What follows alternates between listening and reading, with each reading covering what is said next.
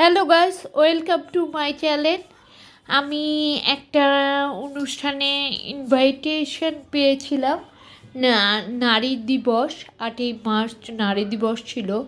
সেখানে আমার গিয়ে খুব ভালো লেগেছে। এই কারণে আমি যে নারী, একজন ডিসেবল নারী, সেরকমই যারা পার্টিসিপেন্ট ছিল তারা ডিসেবল নারীরাই ছিল।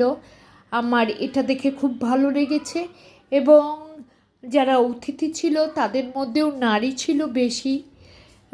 এটা ছিল একটা প্লাস পয়েন্ট। এবং আরেকটা সুযোগ পেয়েছিলাম, আমাকে কিছু বলার জন্য তারা সুযোগ করে দিয়েছিল। আমি সেখানে বলেছিলাম যে নারীদের পরিবার থেকেই, তারা যদি সমস্যায় পরিবারে পড়ে তাদেরকেই তাদের কথা বলতে হবে, পরিবার থেকে রুখে দাঁড়াতে।